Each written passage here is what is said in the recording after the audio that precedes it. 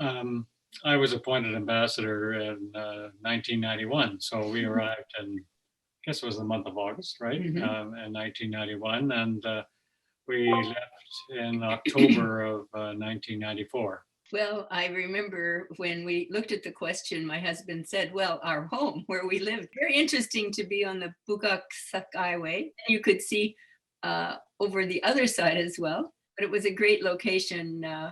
Took a little while to get up there, and you always had to pass through a military guard post, get home. So that was, of course, our favorite place because it was home and we had wonderful people helping us, wonderful Korean people helping us. But there were many, many other places once we came down off our high perch into the city. We went from time to time. There aren't the number of restaurants and options as you have today in Seoul. And we were always pretty busy in the evenings as well. So we didn't go out that much. But there was a very famous place called the Korea House, which was sort of a place that served Korean food and had Korean cultural.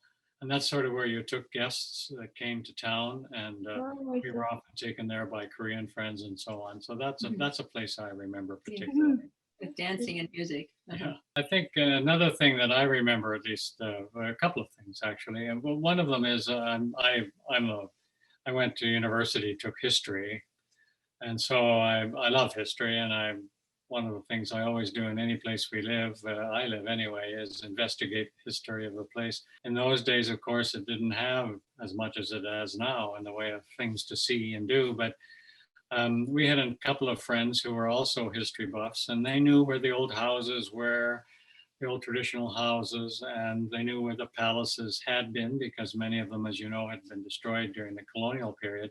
But there were always a couple of palaces, and there was the secret garden, which is behind which palace? Cheongdeok, I think. Cheongdeok. Yeah, Cheongdeok. It's a P1 garden. I think we took all our visitors there, so we remember very well. Yeah. And there was a wonderful ceramics woman, I think Mrs. Lee, who had a beautiful ceramics boutique very close to P1. If you go now, of course, I mean, the palaces have all been rebuilt and restored. I mean, it's quite a fantastic scene, and we've been back several times and have really enjoyed going back, retracing our footsteps to some of those old streets we used to walk down and occasionally see old things. But now you can visit these rebuilt palaces, and the Gyeongbuk, for example, is magnificent. Fantastic folk museum in there, which we used to see in a much simpler format when it was smaller. And yes, we couldn't enter the Gwanghwamun. The Guam, that's the main entrance. That the Japanese had a building in there when we lived there, down that colonial building. And now they can use this gate that you say the area is named for the gate. And you can actually enter there with guards, dressed up in traditional costumes. Quite impressive how they've developed back, rebuilt that palace grounds. And of course, historically, all of the palaces, a lot of the palaces were connected one to the other. And when we were there wasn't much to see. You could see the old empty spaces where palaces used to be. But now you can visit, and they are restored, and they're just fantastic.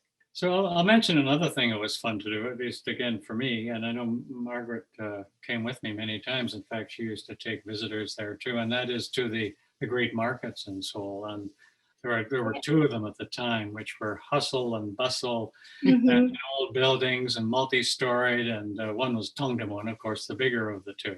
And that was a real adventure and so forth. You could buy anything there, and I know you used to go and take visitors there, and it was great for buying things for sewing and all of that.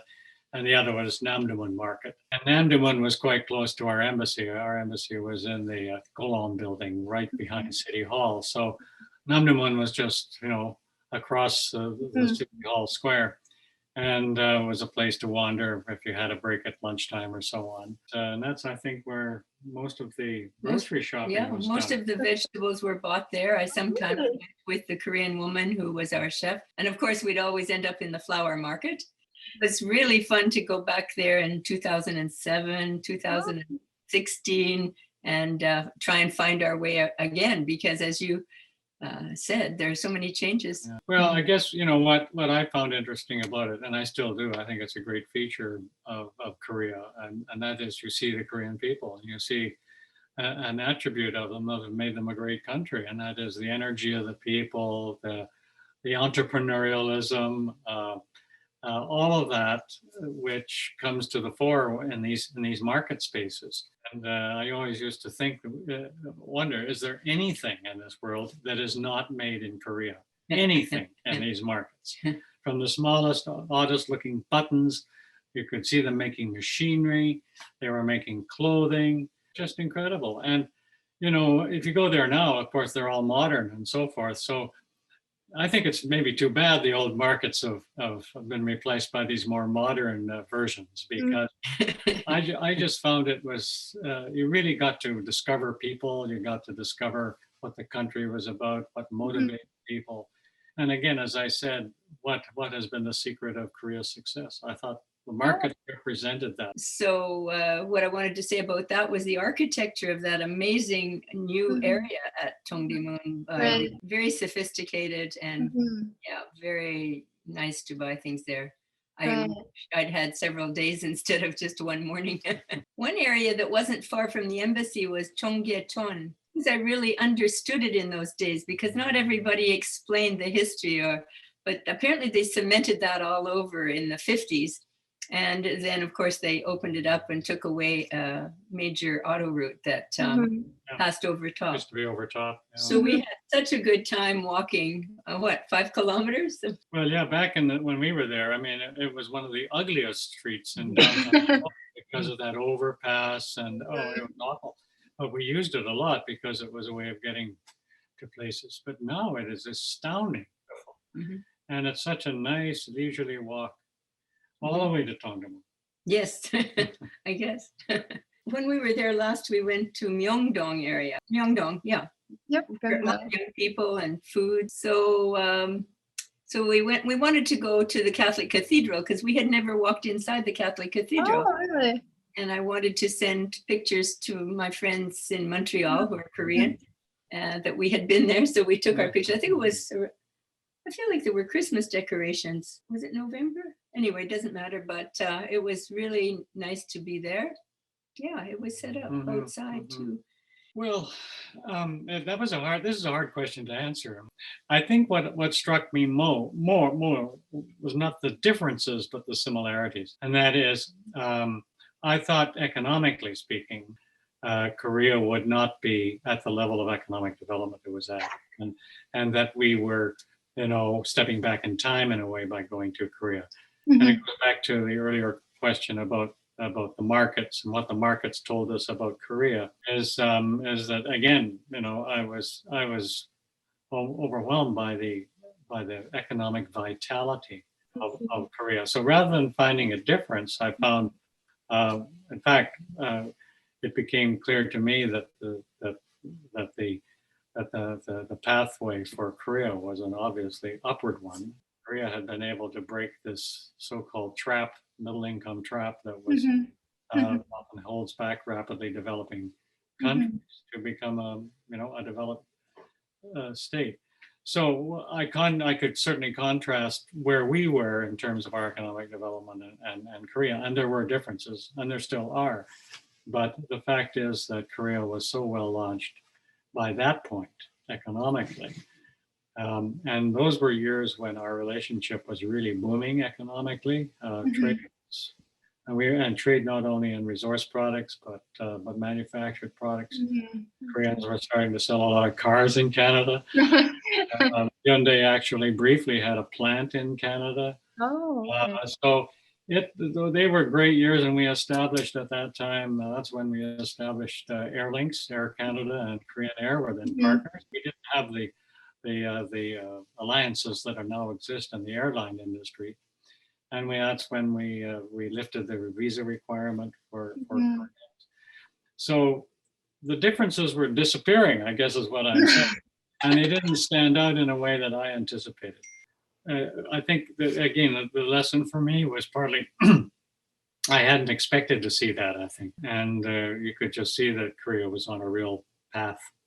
So And I think that's what partly generated all the energy in our bilateral relationship was Mhm. Korea's growth path. So yeah, those were obviously big years. And when you think of what Seoul looks like now, the skyscrapers were just starting. I mean, the big, tall office buildings down around Namdaemun actually, and that street that runs from City Hall in the direction of Namdaemun. We're starting to see with some of the big companies. I know Korean Air had a big place there, and all the way over to Seoul the Seoul Station, which Mhm. didn't look anything like Seoul No. Station now. There's the little brick building that's still there, but Yeah. you could see it was really starting to take place.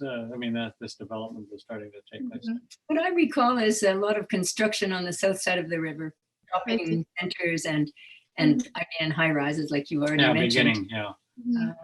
There was Because always construction, but we didn't know what it was on the north side. well, the business area, as you say, on the south side was really starting to develop around COEX.